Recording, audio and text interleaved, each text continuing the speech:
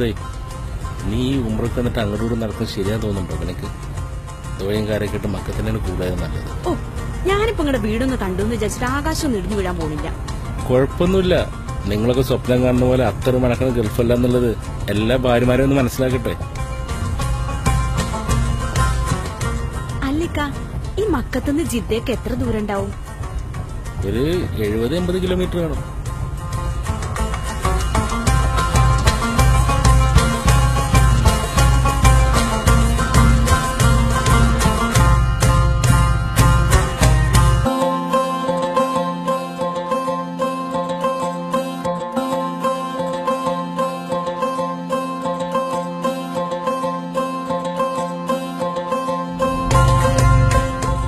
പിന്നില്ലേക്കാ, നമ്മളെ ടൈല് കുത്തിപ്പൊളിച്ചിട്ട് നമ്മള് ഗ്രാനൈറ്റ് ഇട്ടില്ലേ, ഇപ്പൊ നല്ല രസമുണ്ട് കാണാന്.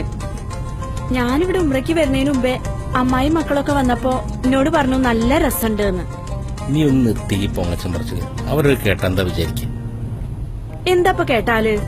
ഓ അപ്പോ നീ ഇതൊന്നും കേട്ട് മൈൻഡ് ചെയ്യണ്ട കേട്ടോ. ഇത് ഇവളുടെ സ്വഭാവം ഇങ്ങനെ തന്നെയാ, എന്തിലൊക്കെ ഇങ്ങനെ പറഞ്ഞോണ്ടിരിക്കും. അത് പിന്നെ നാസിർ ഭായി, പെണ്ണല്ലേ വർഗം, എല്ലാ പെണ്ണുങ്ങളും ഇതന്നെ സ്ഥിതി. ഇതിന്റെ അവസ്ഥ എന്താ? പൊങ്ങച്ചത്തിന്റെ മരാണിത്. ആ പെണ്ണുങ്ങളാകുമ്പോ അങ്ങനൊക്കെ തന്നെയാണ്. പിന്നിക്കാ, ഒരു കാര്യം പറയാണ്ടായിരുന്നു. നിങ്ങളിനെ ചീത്തൊന്നും പറയരുത്. നീ കാര്യം പറ. അത് പിന്നെ ഞാനിങ്ങോട്ട് വരുമ്പോ മോൻ പറഞ്ഞു ഓന് വേറെ വണ്ടി വേണം. അവന്റെ ഉള്ള വണ്ടിക്ക് ഇപ്പൊ എന്താ കുഴപ്പം? പഴയതായില്ലേ? ഓന്റെ കൂട്ടുകാർക്കൊക്കെ പുതിയ വണ്ടിയുണ്ട്. നീ പറയുമ്പോ എടുത്തരാൻ പൈസ എവിടുന്ന? ഏതായാലും പിണക്കണ്ട, ഞാനത് നോക്കട്ടെ. അപ്പോ അവിടെ ഇടത്തോട്ട് അങ്ങോട്ട് ചാരി.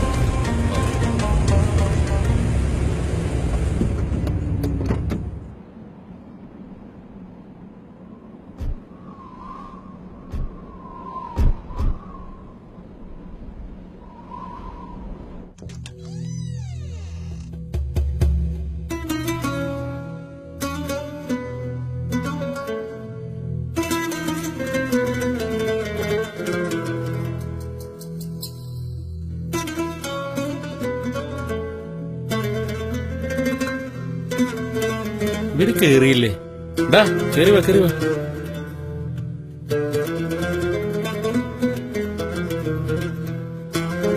ഇരി.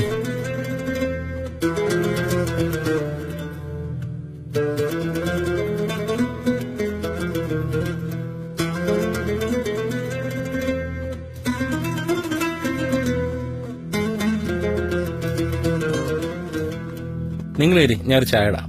അല്ല, ഇപ്പൊ ചായ ഒന്നും വേണ്ട, നമ്മൾ ഇപ്പഴ വന്നിട്ടുള്ളല്ലോ. നിങ്ങൾ സംസാരിച്ചിരിക്കുക, ഞങ്ങൾ പുറത്തൊന്ന് ഇറങ്ങി വരാം. ഇരുന്നൊരു കട്ടൻ ചായ. അലപ്പൊന്നും വേണ്ട. ഓക്കെ, ശരി ശരി.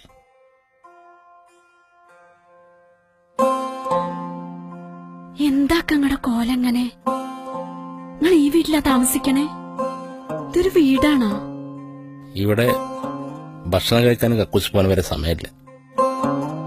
വീട്ടു ജോലി എന്നൊക്കെ പറഞ്ഞ ഇങ്ങനെ തന്നെയാ. 24 മണിക്കൂറും പണി. 22 വർഷമായി. എന്തെങ്കിലും ഒരു 2 വർഷം കൂടുമ്പോ 1 മാസോ 2 മാസോ ലീവ് കിട്ടും. അതിനൊക്കെ നാട്ടിൽ വന്നാലും ഒരു സ്വൈരമില്ല. അങ്ങോട്ട് പോയിട്ട് ഇങ്ങോട്ട് പോയിട്ട് അസുഖങ്ങള്, ആശുപത്രി. സത്യം പറഞ്ഞാല് ഒരു ജീവിതം മുഴുവൻ ഇങ്ങനെയുള്ള ഒരു കൂട്ടില് അടങ്ങാന് സത്യത്തിൽ എന്നെപ്പോലുള്ള പ്രവാസികളുടെ വിധി. എന്നിട്ട് ഈ കാര്യങ്ങളൊന്നും ഞങ്ങളോടൊന്നും പറഞ്ഞിട്ടില്ലല്ലോ. നിങ്ങളോടൊന്നും പറഞ്ഞിട്ട് കാര്യമില്ല. നിങ്ങളോടൊക്കെ പറഞ്ഞാല് മനസ്സിലാവില്ല. ഇപ്പൊ നീ ഇവിടെ ഒന്ന് കണ്ടില്ലേ? അങ്ങനെ ഓരോരുത്തരും ഇവിടെ കൂടെ ഒന്ന് കാണിക്കണം. അപ്പോഴാണ് ഓരോ സ്ത്രീകൾക്കും, അല്ലെങ്കിൽ ഓരോ ഭാര്യമാർക്കും, ഓരോ ഉമ്മമാർക്കും, ഓരോ വാപ്പമാർക്കും പ്രവാസം എന്താണെന്നുള്ളത് മനസ്സിലാവുള്ളൂ. ഞങ്ങളിവിടെ ഭയങ്കര ബുദ്ധിമുട്ടിലാ കഴിയണെന്നുള്ളത് ഇപ്പോഴാ മനസ്സിലായത്. നിങ്ങളെന്നോട് പൊറുക്കണം.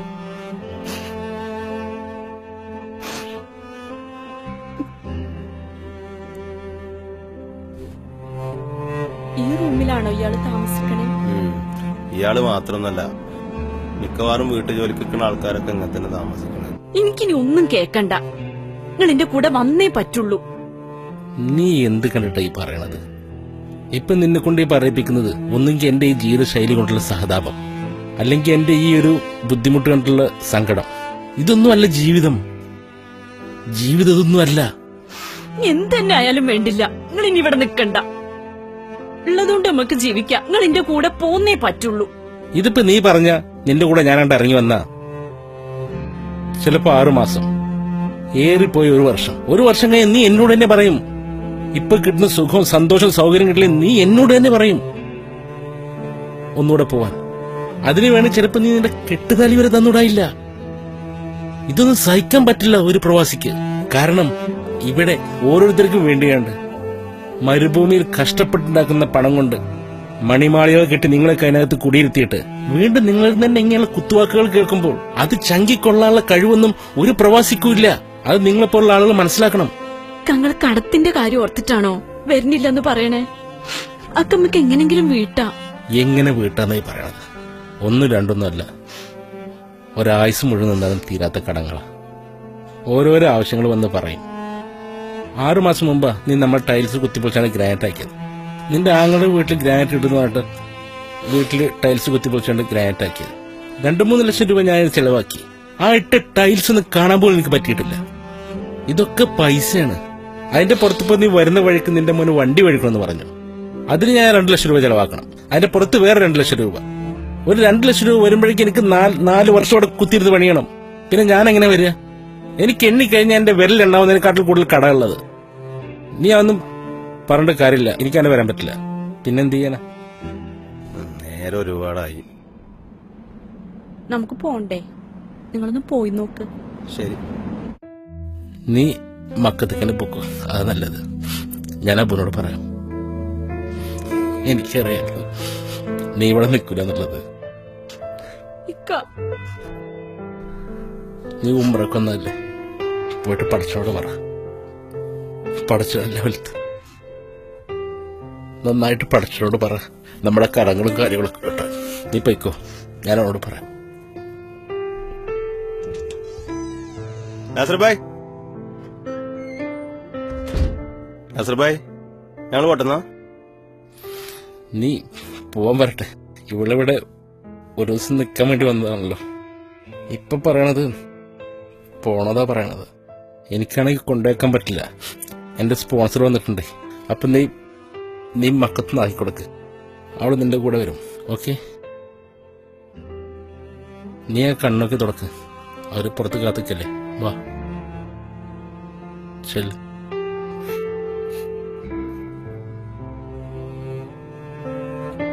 എന്നാ ശരി, നിങ്ങൾ വിട്ടോ. കൂടെ നിൽക്കാൻ ആഗ്രഹിച്ചിട്ട് കാര്യമില്ലല്ലോ. നമ്മുടെ ജീവിതശൈലിയായിട്ടൊന്നും ഇവർക്ക് പൊരുത്തപ്പെട്ടുവാൻ കഴിയില്ല. നീ പൊയ്ക്കോ, ഞാൻ ഇടയ്ക്ക് വരാം. ഓക്കെ? ഇവിടുന്ന് വലിയ ദൂരമൊന്നുമില്ലല്ലോ മക്കത്തേക്ക്. ഞാൻ ഇടയ്ക്ക് വരാം. എന്നാ പോട്ടെ. ശരി. ഓക്കെ, ശരി ശരി.